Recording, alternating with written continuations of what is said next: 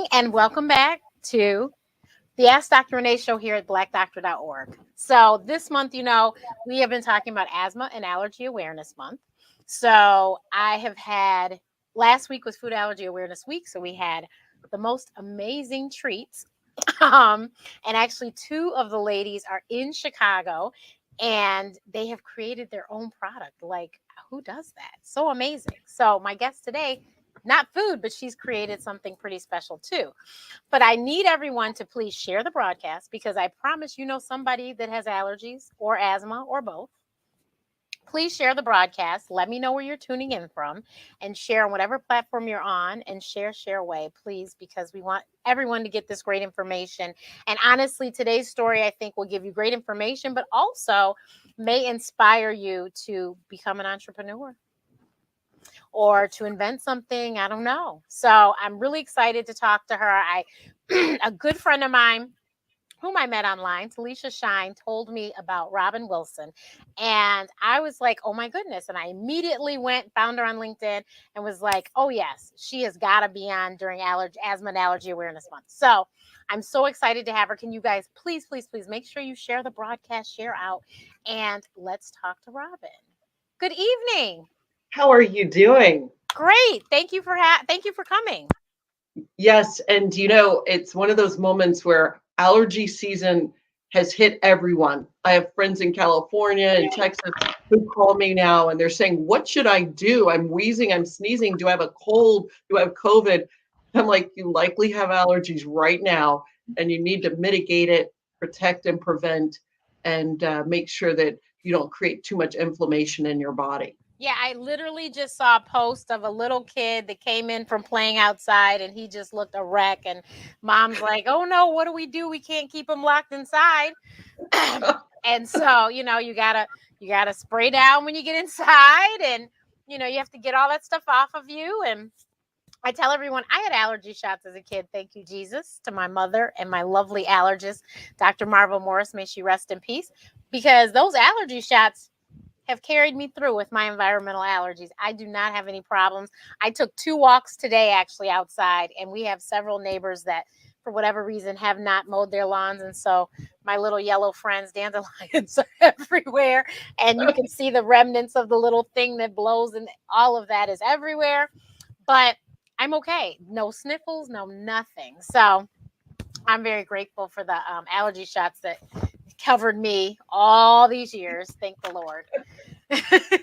But Robin, please tell us well, first I want you to tell us what is your story with asthma and allergies? How are you linked with that? Well, first of all, again, thank you for having me. I am the poster child, I call it, for an allergic child.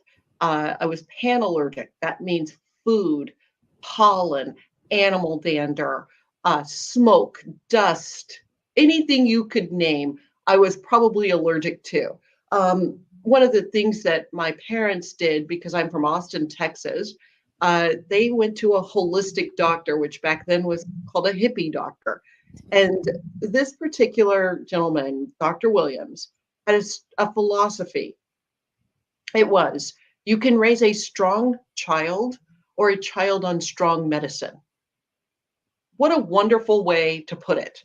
Because at that moment, my mom got it. She was like, oh my gosh, I can give my child steroid medication, or I can change her diet. I can change the indoor air environment. I can put the pet outside and the smokers. I can, remember, this is the 70s. Right. I can get rid of the shag carpet and put in hardwood or tile floors. And I can make my child strong, her lungs strong. That meant track, tennis, bicycling, walking, all the things that make your lungs strong. And now, decades later, I feel like had I been on a steroid medication, I might be in a different position physically. And more importantly, health wise, from the inflammation perspective. I think I now can recognize a trigger. And when I feel that coming on, and mitigate that and try to protect myself.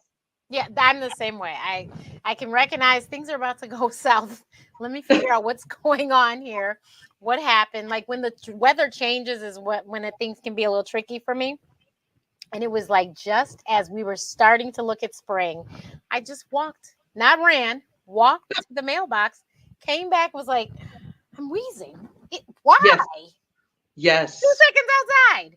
Yes. And so my doctor was like, you could preventively take Claritin to get you started in the season to make sure you're good. And I was like, okay. And so honestly, I didn't take anything and I haven't had any problems. So I made it through April. That was usually my month. So April and October.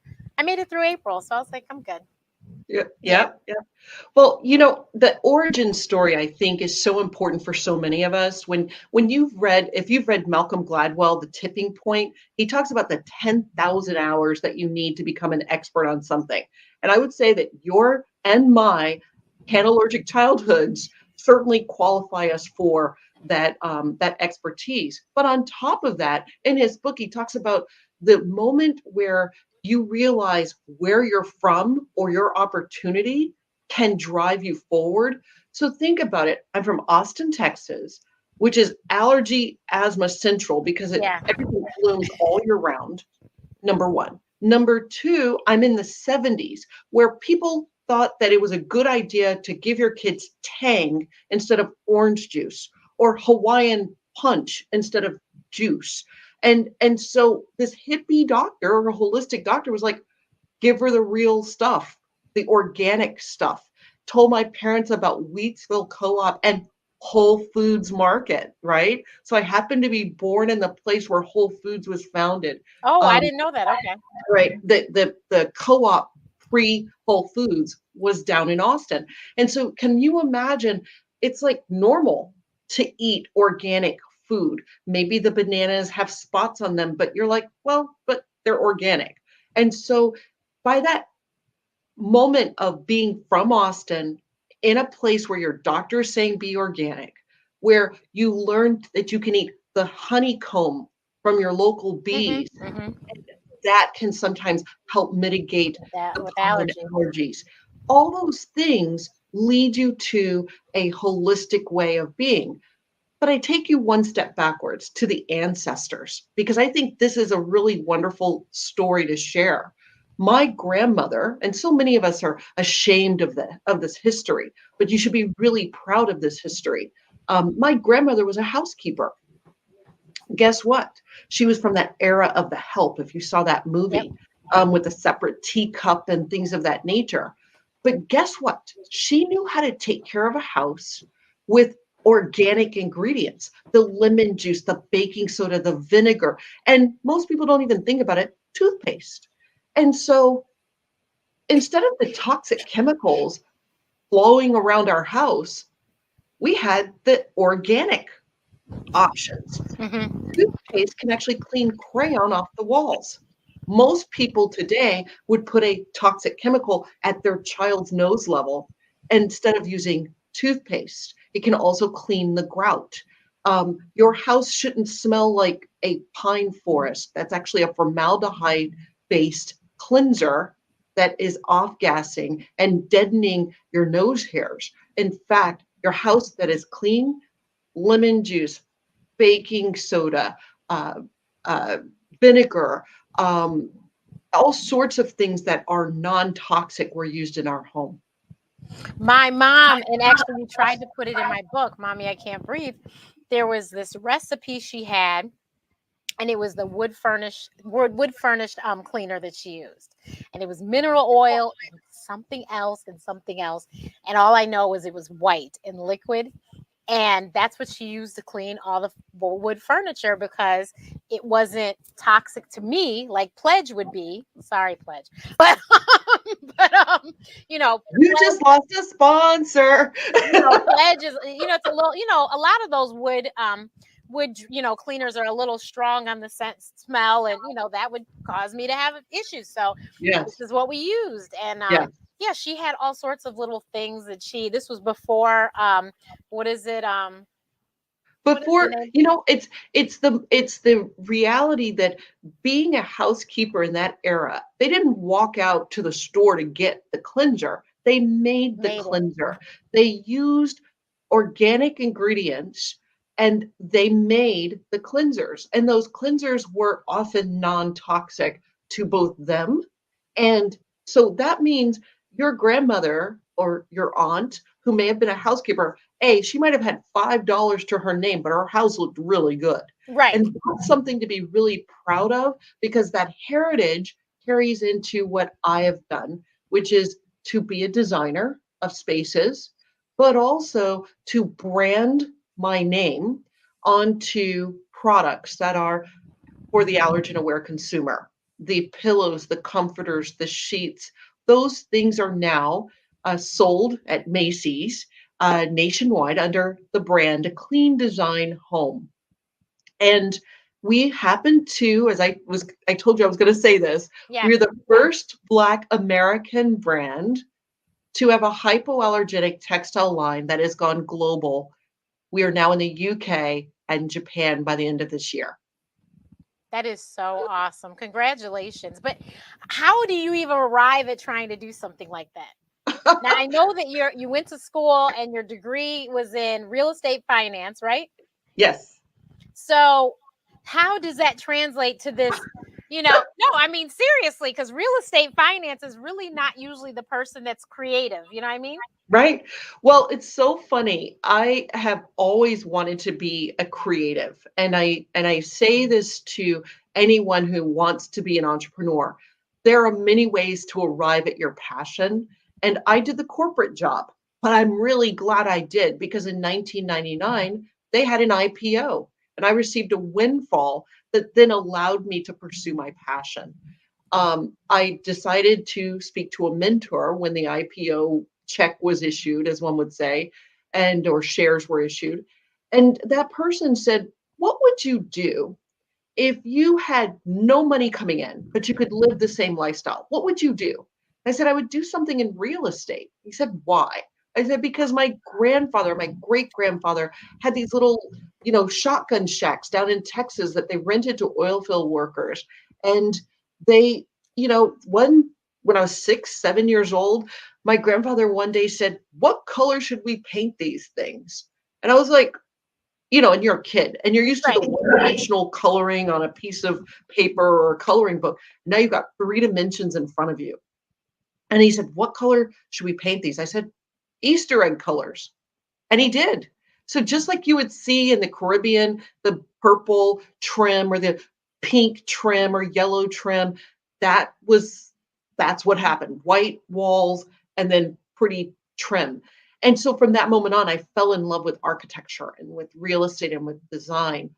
And when I got this master's in real estate finance from NYU, I experienced fiscal inequality, like so many people of color do and women do. You go to a bank, you're like, "Hey, I have this great project. Here's my deck. I've done everything." And you get the 50 more questions. So you don't get financed the way you need to. So Hmm. again, going to a mentor. Mentor says, and he's 80 something years old now and a wonderful professor at NYU, retired. And he said, "Robin, you can fight the battle or you can act like water and go around it." And I was like, "That's profound. Stop fighting the battle, go around it and still reach your goal." So I said, "How?" And he said, "Think about it. You're from Texas, you're living in New York. You're nice, but you're firm. You're direct, but you say it in a way that people can hear it without being offended. You have all the graces of your corporate job with a great Rolodex of people who have high net worths. Why not become the busy homeowner's best friend?" I'm like, "Huh?" He said, "Become a project manager." Again, had never heard of that as a profession. And he said, "What happens is you do a project, a construction project or a design project, and you get 15% of whatever they spend, because you're procuring their furniture, you're managing the contractor, you're communicating with the wife or husband. So you're the glue and the tape for the whole project."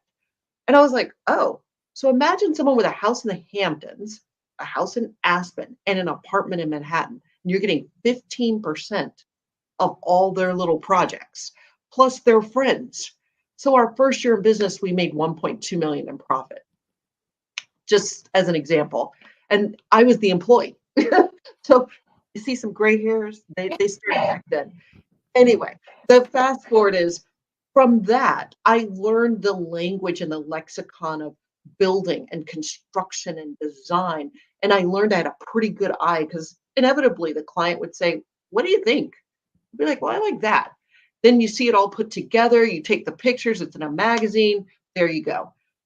Within 3 to 5, I guess 5 years of being in business, we got that phone call from O Magazine, and I thought I was being pranked. I did not return the phone call. 3 calls, 2 calls. The third call, the person was like, "If you don't call us back, we're going to go to the next person on the list." So, what lesson learned? There's a couple of lessons here. One, return the phone call. Two, when they asked me why was my company at that time named WSG Consulting, my answer was, well, if I fail, no one will know. It's me. That's 5 years into my successful business. So they said what anyone in the old world would say. If you don't believe in yourself, we can't write the story. I was like, they said, change the name and put your name in it. So back in that time, you could go to GoDaddy, which is what I did. Da da da da da. Put my name in. A couple of names popped up. Robin Wilson Home came up, and that's how my company got named. And they wrote a story about me being a great designer. And then all of a sudden, I got more clients. And 3 years later, I got my first licensing deal. We did kitchen cabinetry. We sold over $82 million wholesale revenue at 400 independent kitchen dealers nationwide. I was the first woman to have a licensed kitchen line. I beat Martha by 2 years, which is really thrilling. But what happened from that is what I call the pivot point, where we all recognize you've done the design, you've now got licensing. It's not a what's next, it's I need to pivot and be the brand. I need to understand what that means. So then I write the book. Here's the second book. I'll show you this one. Clean Design, Wellness for Your Lifestyle.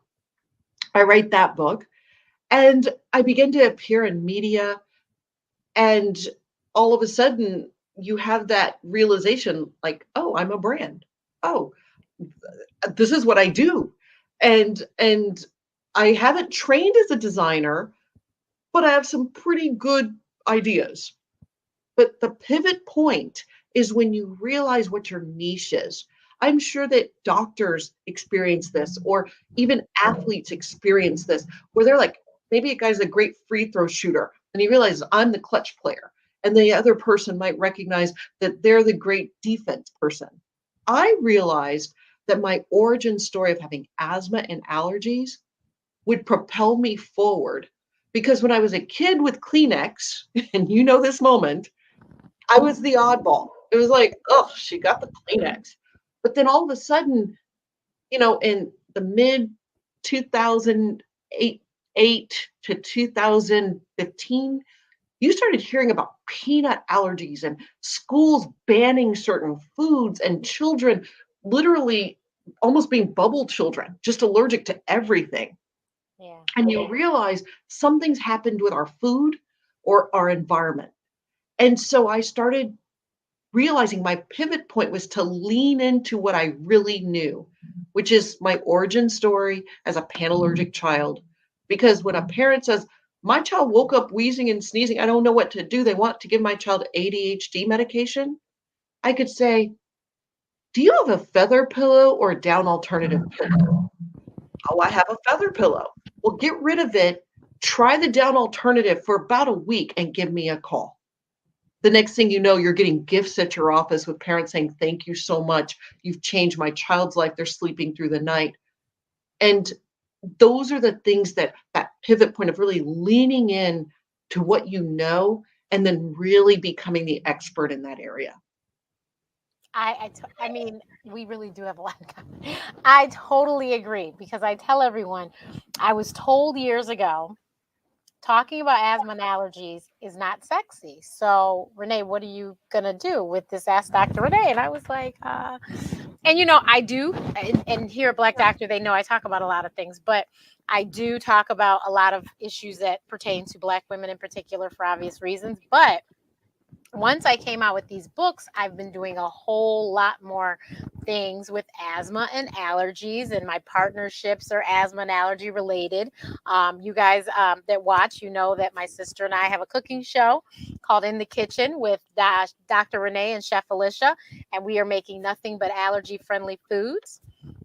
And that's a partnership with FAIR, Food Allergy Research and Education, which I just love them. They actually were the first people to buy a bulk order of my books, my children's books. So I'm very excited about the kids that are going to get to receive these books for free from them. So yeah, I love FAIR, and I mean I did a talk for a very for chefs across the world that cook for a very, very important company that a lot of people know. And the talk is on YouTube, so you can see it. But I talked to the chefs because they had to learn how to cook allergy friendly. And they Yes. wanted to listen to me talk about what they could do in my life and the seriousness of food allergies so that they understood. And so that was, another Yep. awesome experience that I would have never imagined. But like you said, I leaned into this is my thing. Like I know this better than most. I used to Right. tell everyone when I went to med school, I did not become an allergist or a pulmonologist because I already was one. And they were like, huh? Interesting. And I go, you don't understand. My doctor, and if she was still living, she would tell you. I would go in the office and I'd say, well, I'm not taking this again. I'll take that. I won't take that. And my mother would stand there like, oh my God, what is this child saying to the doctor? The lady has went and she's educated on this and she is 10. What is she talking about? Right. But And my isn't that doctor respected powerful? my opinion and she knew that if I said I wasn't going to take it, I wasn't going to take it. So you might Right. as well not prescribe that.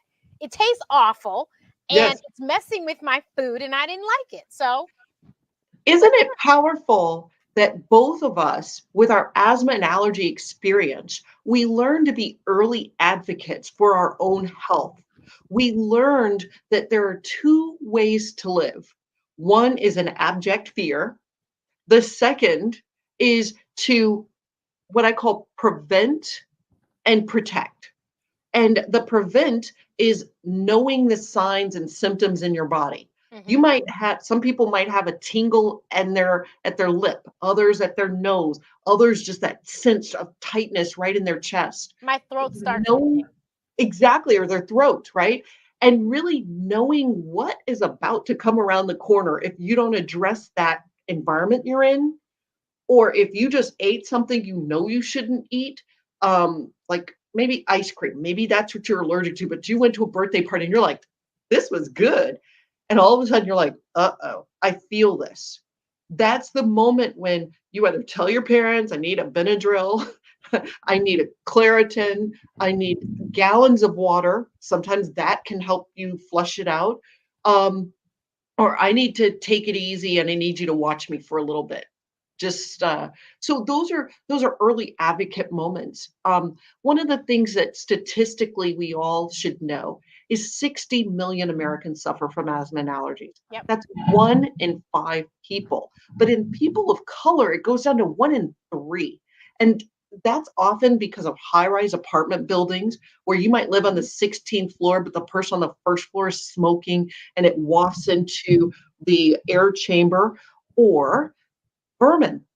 People don't think about that, but cockroach vermin Yep. or other vermin that people have in high-rise buildings can affect children pretty early. And once the inflammation has occurred, you really can't get rid of it. One of the things that I tell people is if you can live in a non-smoking building, just demand it, if that makes sense. Or people have to smoke outside because it can really affect their children over time. Our line, as we also talked about, is I've created rules. This sounds crazy, but we don't think about anything other than a rule sometimes. And most people in the asthma and allergy world just say, "Oh, protect yourself," or "Oh, take this medication." Well, I can't take medicine every hour of every day. I need to protect and prevent things, prevent the trigger. And so, as I mentioned to you, we've launched at Macy's. This is exciting. 165 doors. We were really, really successful. We were the unicorn, I think, because so many consumers, allergen aware consumers went out and bought our stuff. And I thank you. And I'm so grateful to all of you. We're hoping that doctors will become aware of this brand so that we can, I mean, they'll just prescribe it. They'll be like, we know it's been tested. So when you go to Macy's or Belk, you'll see this. And this is our logo. And on the back, it has my picture. And this particular product is our protectors. And the protectors are for mattresses and also pillows. So let's talk about the rule of threes. This is the best of all of them. And by the way, I did this speech out in the Hamptons at a Healthy Child, Healthy World seminar. And I guess everyone left the speech and they bought out the store, like literally bought out. The buyer was like, "What did you just do?" I'm like, "Well, I did a speech and I told people that the average time for people to keep a pillow is 6 years." Ew, that's like dandruff, drool, ew, right? So when you think about it, if you keep your pillow for 6 years and you haven't washed it, you are sleeping on a bacteria factory. And you're going to wonder why, oh, you go on vacation and you come back and you look so rested. Everybody's like, you look so great. And 3 days later, you sleep on your pillow again and you got the circles under your eyes. So And all the even medicine, fix that, right? So here's the simple rule for your pillow health. First of all, you have to remember there's 3 layers to the pillow. There's the pillow fluff itself, whatever's inside of the pillow. Then you have the cover on top of the fluff. And then you have typically a zippered pillow protector. If you're really allergic, you do that. And then on top of that, the pillow case. So what I recommend is every 3 weeks, first of all, you're going to do your weekly wash, but every 3 weeks, wash the zippered pillow protector. Every 3 months, wash your down alternative pillow. Put tennis balls, of course, in the dryer so it fluffs back up and doesn't get lumpy on you. And if you haven't done that, then every 3 years, replace the pillow. The simple pillow test is if you can fold your pillow in half and it stays for more than a second, that means it weighs more now than when you bought it. But a newer pillow that doesn't have as much bacteria, you'll probably try to flip it and it just flips right back. That means you still have a little life in that pillow. wow, had no idea. I'll have to check this test. But yeah, I knew you have to wash your pillows. But so do you make the pillow the casing to go around the pillow as well, right? Yes, we have pillows, we have sheet sets, which of course are the fitted sheet, the flat sheet, and then the pillow case.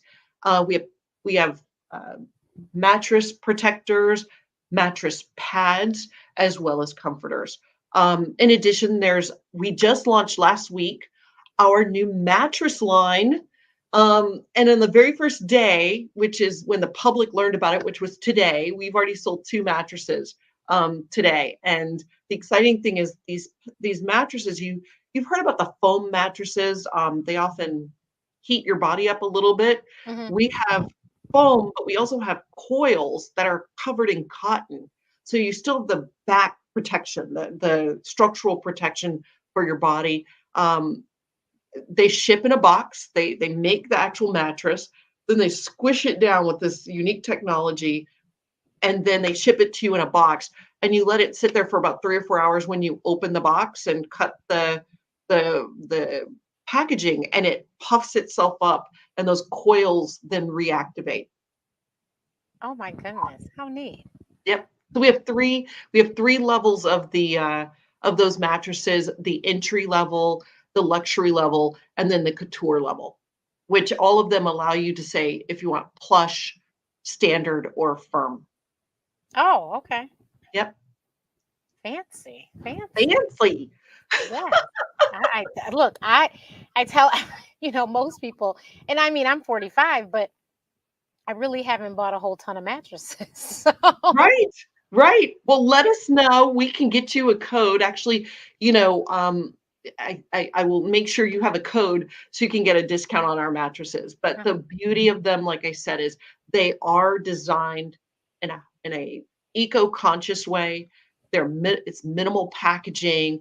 We have a pledge that was signed by the factory. They're made in the USA. All of the products are certified. It's just really when you have allergies and asthma, if you sleep on the wrong thing, whether a hotel or your home, you will not have the whole restful story that you need to reclaim your daily energy and your health.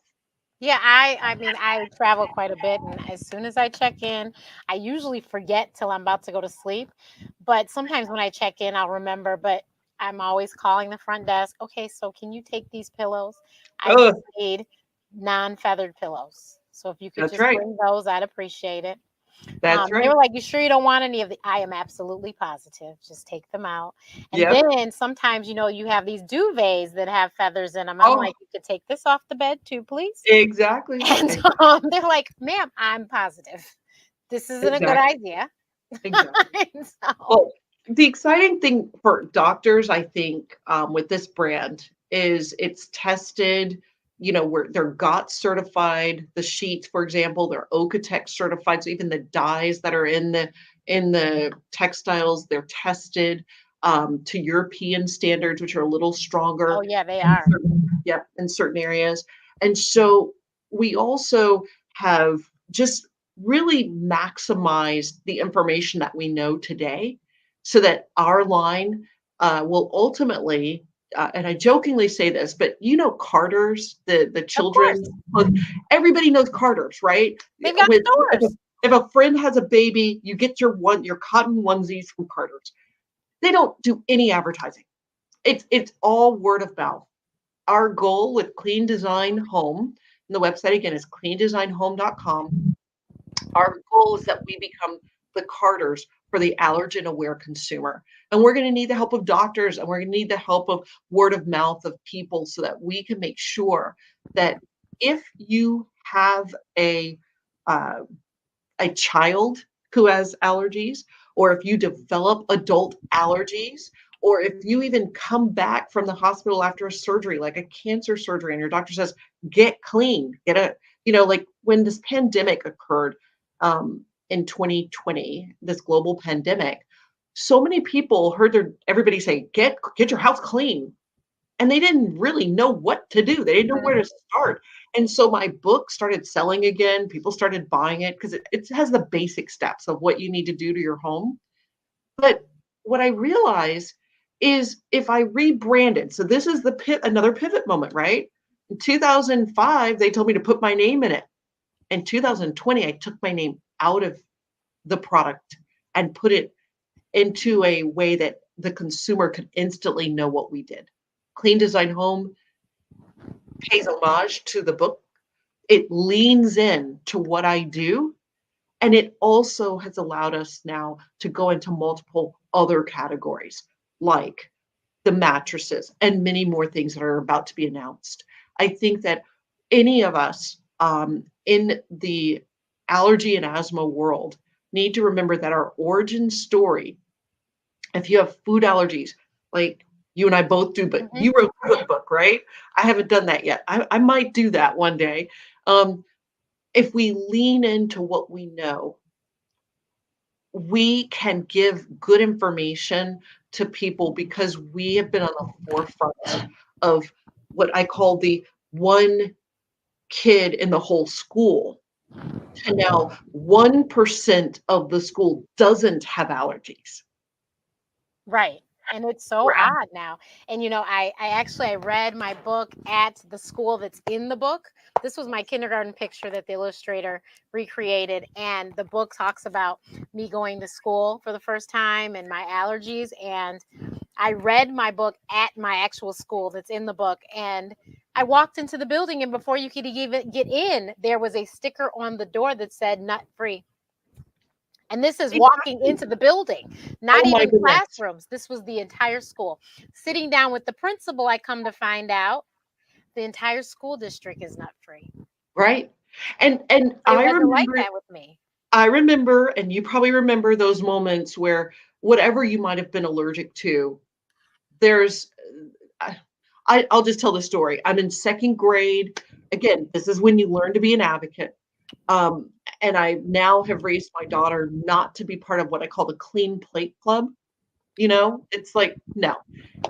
So, but back then it was, you must eat everything on your plate. So I left my little grilled cheese sandwich to the side of my plate because I was like, I'm allergic. I can't have milk products. And so this teacher said, eat your sandwich. I said, I can't. I'm allergic. You're just a picky eater. Eat your sandwich. I was like, I can't. And so she made me take a bite of my sandwich. I said, you need to call my mom right now because I'm going to be sick in about 15 minutes. I could feel the tickle in my throat. You know this, right? And eyes starting to bulge, which is the beginning of anaphylaxis, and on and on. About 15 minutes later, I can barely walk. I'm can't go Drooling. upstairs. I can't breathe. And an ambulance gets called, and I'm rushed to the hospital. And this teacher, I'm sorry. And now today, they would have been sued. My mother's like, oh, it's okay. You You didn't know. survived. I'm like, Mom, come on. It's so funny. But from that moment on, it was, what can you eat? Or my parents packed me a lunch. And it wasn't trusting that the school or the teachers really understood the gravity of the situation. Now, you do grow out of allergies technically. When people say you grow out of allergies, you don't ever grow out of allergies.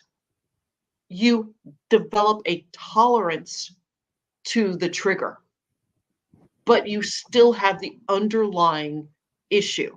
And that's what plagues a lot of young people and young adults. People say, oh, I'm free of my allergies. You might be, but what has really happened is you've developed tolerance. It's just like asthma. You might not have an asthma attack for several years. And then all of a sudden, out of the blue, you have one, and maybe you haven't renewed the prescription for your inhaler. That is where people get in trouble. And that's where we hear about the terrible incidents of death or hospitalizations, because they just think they're over that condition. So I say to anyone, if you have allergies or asthma, remain vigilant, because your goal should always be to protect and prevent the trigger from affecting you. Definitely. There was a story I just read. I think it was last week. 14-year-old boy, he said to the teacher, can I go to the whatever office to go get my snack or whatever? I still don't understand why at 14 he had to be someplace else, but it was someplace else. The teacher said, oh, you can just have one of my granola bars. He says, I need to go to the office because he didn't feel good. So he went to the nurse, the school nurse, which, most schools don't even have a nurse. But this was in a different kind of neighborhood, if you know what I mean. So Yes. he goes to the nurse, and the nurse like, oh my goodness. The nurse calls. No, she said, let me give you some Benadryl. And let's just wait and see what happens. So then he starts throwing up, and he's like flushed. So she calls the ambulance. He is no longer with us. I was like, oh my God. So between the nurse and the teacher, you two must feel, I don't know how you sleep at night. Right. That the hardest part is helping people understand that you have a window of whether I it's know what happened. She epied him, but she didn't do it right away. She waited because she's like, oh, he'll be fine. No. Well, at the end of the day, allergies and asthma, they affect so many people. You know someone who has, your friend knows someone who has, and the most important thing is to remember that if you have a simple solution, like we talked about pillow health, another solution could simply be asking people to, I don't know how to say this any other way, to be sensitive to your children when it's a birthday party, right?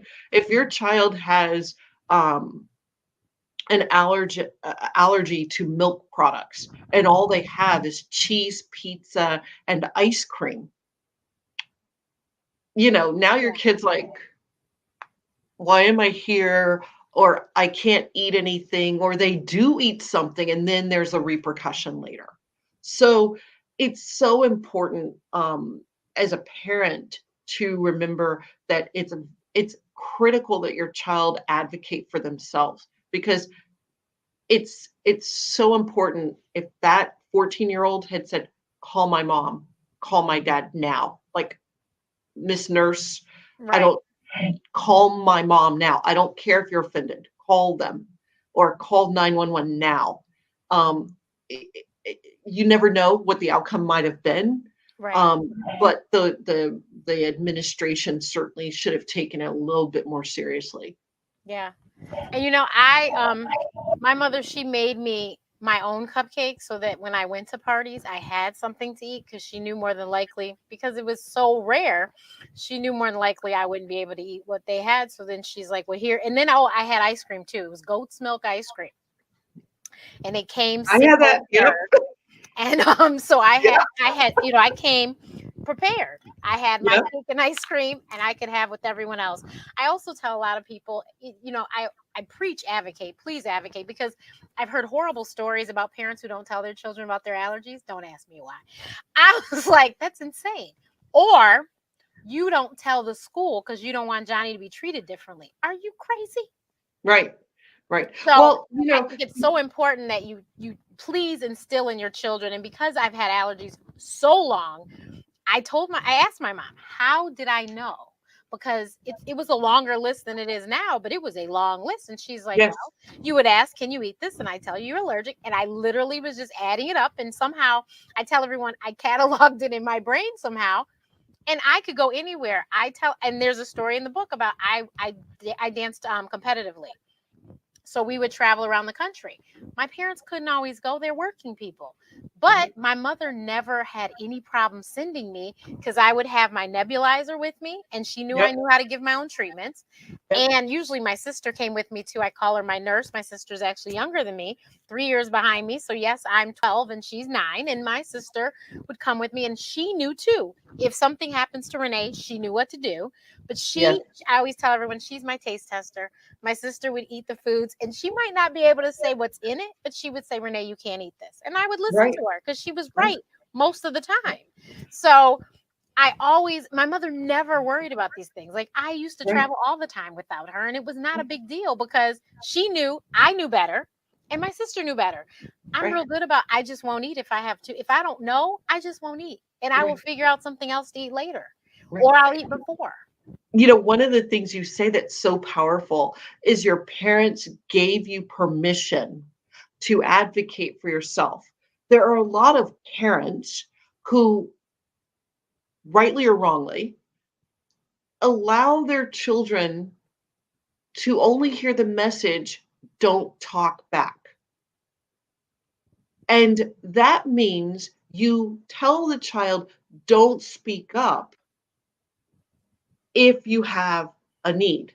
Because if an adult says you're being picky, the kid doesn't want to talk back, because then they're disrespecting their parents' rules. Tell your child, advocate for your health, for your body, for you as a human, period. And and don't ever, if someone says don't tell anyone, don't keep that a secret. So it could be that the teacher gave you Cheetos, and you can't eat Cheetos. And that night, as we all talk about, the allergic reaction, the trigger may happen at 4 o'clock in the afternoon. But at 4 o'clock in the morning, 3 o'clock in the morning, when your cortisol levels are low, that's when the wheezing happens in the middle of the night and people get rushed to the emergency room. Mhm. Remember that, because a lot of people are like, why is she always waking up in the middle of the night? It's because your body's cortisol, the stress hormones, just went down, and now your body can react, for lack of a better word. And that's when you end up, and I'm sure you remember this, the shower being turned on at full blast, the steamy bathroom, long before they had the steamers, the Right. nebulizers. Um, and uh, and then, the funny thing I tell people is ask what's in your environment. Your indoor air quality matters. Hmm. So if you buy the $9 furniture set, you're going to likely have formaldehyde-based glues added urea formaldehyde-based glues, which means they're off-gassing and they're toxic, known carcinogen.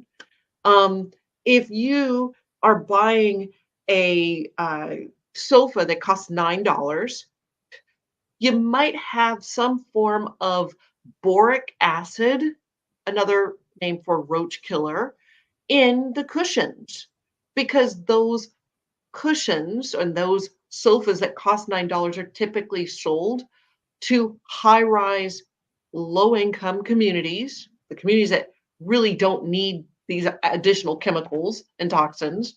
And it's to prevent vermin from entering the cushion. But at the same time, think about it. You in your bed and your sofa are lying next to it, and boric acid roach killer is next to your face or your child's face. So those are some indoor air quality things and environmental things to be aware of. Within a home, indoor air quality can be 6 to 8 times worse than outdoor air quality. And especially with so many of us working from home with laser printers and other printers, people forget if you don't open the windows, you're off gassing all those toxins from your home office into your entire home. At least in an office place, they have air circulation that displaces the air more frequently. So if you're in your house, given that many houses are a tight building envelope, you could have indoor air quality issues that are exceeding any normal level because you have a gas cooker. You may have not changed your air filter for your AC or your heater for a very long time. You may forget that in your kitchen or your bath, those are the two areas where temperature changes happen multiple times in a day. So if you have very cheap cabinets that have, formaldehyde-based glues, and you remember the Katrina trailers, we saw that phenomena where people were in the trailers and they started getting sick and they were just like, what is happening to me? So in your bathroom, it heats up because you take a shower or a bath. Your kitchen, you cook, it heats up because you're cooking in there. Those are two areas where if you have formaldehyde-based glues, you're spreading that around your house. And then I will not say a certain retailer, but if you go to certain retailers, you'll notice that the rugs and carpets are really, really cheap. And it's something called polyethylene, right? It's a petroleum-based product, people. It's off-gassing in your house. It's like having leftover oil products in your house. That's why it's so cheap. They're great for outdoor rugs, but they should not necessarily be used for indoor rugs, especially if your children are crawling over them, because they will do that and then put their hands in their mouth. I always recommend, if you can, spend the extra money on the sisal rug, the wool rug, the uh, cotton rug versus the cheaper polyethylene rug. You might see a difference in the indoor air quality of your home. Definitely. And then I want you to tell us, what all products do you have? Because I know you have also the mattress covers that I think a lot of people don't realize that that's a way to also be very, very, very protective of allergies, is to cover your Sure. mattress before you put on your fitted sheet. You cover the whole mat. Like when I got to college, the first thing my mother did, we covered the whole mattress with the mattress covers and Exactly. then made the bed. Well, like I told you, if you go to Macy's.com, you'll see this set. It's called an allergen barrier cover. Allergen And barrier cover. Okay. yeah, allergen barrier cover. It has the pillowcase and it has the mattress cover. Okay. And so what you do is, again, just like we talked about pillow health, there's the mattress health. There's the inside of the mattress with the foam or the cotton or whatever it's made of. And then you have the outer cover of the mattress. That's layer one. Then You do a mattress protector, then you have perhaps a mattress pad, that's layer 2, and then you have your fitted sheet. Yep. 3 layers of protection between you and that mattress. Because most people don't think about it. You'll keep your mattress 15 years, 20, 25 years. Skin cells, dandruff, drool, who knows what else, right? And all of those things mean that your mattress will weigh more than when you bought it by the time you get rid of it. So it's very important to think about the 3 layers of protection, just like we have the 3 layers of protection for our pillow. And always, always think about it this way. If you are, if you had a baby, would you raise your baby in a chemical factory? Answer we know is no. So, at the same token, if you had a dirty mattress and you knew it was visibly dirty, would you just put a paper towel over the mattress and let your baby lie on the mattress? The answer is no. So you can't wash your mattress. So you need to have things around your mattress that you can wash that hopefully prevent any bacteria or layering to come, to get on your face or your skin, so that you can stay healthy. That is just, I mean, just amazing that you came out with this. I'm just in awe. Like, wow, I would have never thought. But like I said, these are things that I use, but I would have never thought, to create a whole business behind it is just amazing. So Thank you. what's next? I mean, because I Well, know you like we to pivot. can't tell. I'll tell you offline, Okay. but I'll say this much to everyone. The Clean Design Home brand is geared for the allergen-aware consumer. It is global. It is going to be going into multiple categories. Our goal is to become the leading source for the allergen-aware consumer at an affordable price. If you go on to cleandesignhome.com, that's one online store. But we were also selected for Amazon's entrepreneurial Oh, incubator. And so we actually have an Amazon store now. It's called amazon.com/clean design home. We have things like vegetable steamer baskets. If you're eating healthier, you need a vegetable steamer basket so you can wash your fruits and vegetables and sometimes let them sit there a little bit longer than normal. We have salt and pepper shakers. We have laundry cleaning baskets, things that allow you also to organize your drawers a little better. Things that are all about every room of the home. And one of the things that we just put on our Clean Design Home store, when you go to the store, you type shop clean design. We just learned some of our clients need this because they live in places where they want to get some fresh air, but maybe the screens on their window aren't very good. Maybe they're living in a rental house or building. We just added a mesh screen that attaches on the inside with magnets or with tape, adhesive, like the command strips.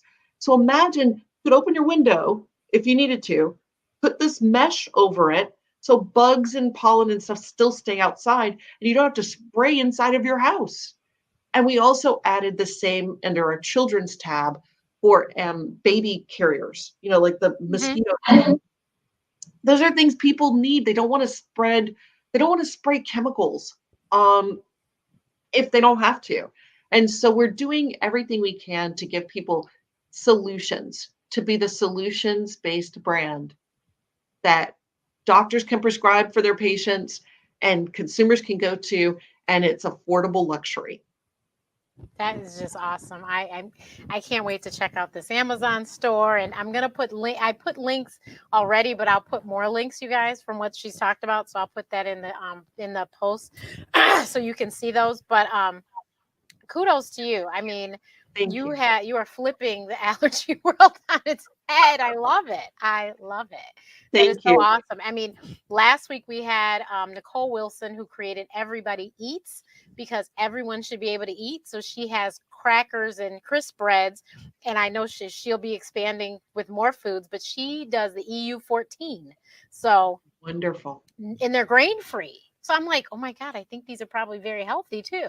And then Danielle Tubbs, Tubby's Taste, she had vegan cookies and soy and nut free. I And these are think two Black women, like I said, in Chicago. And I was like, you guys are killing it. And yep. I also saw that you were on the Forbes list for 2020. 2020 was hard on a lot of businesses, but you clearly kicked butt. We, we made the Inc. magazine top 100 female founders list in 2020, which was such an honor. I mean, people like Tracy Ellis Ross and her pattern, Oh, which good. I'm So wearing proud right of now. She was on the list. Sarah Blakely from Spanx you. was on the list. I'm like, me, is that moment. But I've worked for 2 decades, Yes. and I have the pan-allergic childhood to add to that resume. I think the other thing that is so very important is I'm paying homage to my ancestors. I think I shared this with you. My grandfather on my father's side was a sharecropper. He picked cotton in Texas, very poor. And today, my products are made of luxury Supima cotton grown in Texas and California, shipped to the mill. And so if you think about the homage to the ancestor, he picked Supima cotton. 3 generations later, his granddaughter now has a line sold globally made of luxury Supima cotton. I think we as a world need to recognize the irony of that story. It's a Hmm. Horatio Alger story. My grandfather would be so proud. And I think that knowing as we go into this first year of Juneteenth being an actual holiday, I'm from Texas. I've celebrated it all my life. And June 19th is a day where families got together. It was like the 4th of July before the 4th of July.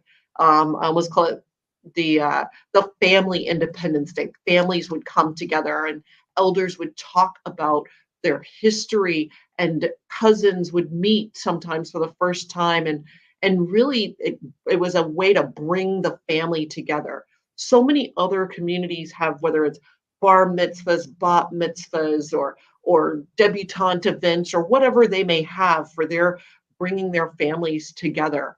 And I hope that our global world, people of color, embrace Juneteenth as a family gathering day to share the historical stories of ancestors, to maybe even pull up ancestry.com and walk people through. Oh, this is your great uncle who was married to your aunt, and these are your cousins, and this is how, because that history is getting lost every day. Hmm.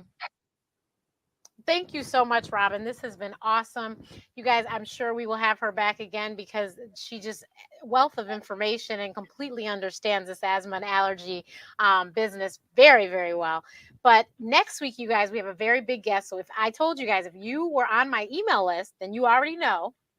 But next Thursday, for all my Pelotoners, Tunde Oyenin will be right here on blackdoctor.org with me for the hour. And I'm so excited to talk to her about her life, about Speak, her book, her new book that just came out. And I forgot to bring it down here to show you. But you guys, next Thursday, 6 o'clock Eastern, 3 o'clock Pacific, 5 o'clock Central, same time, same place. I will see you next week. Thank you again, Rob.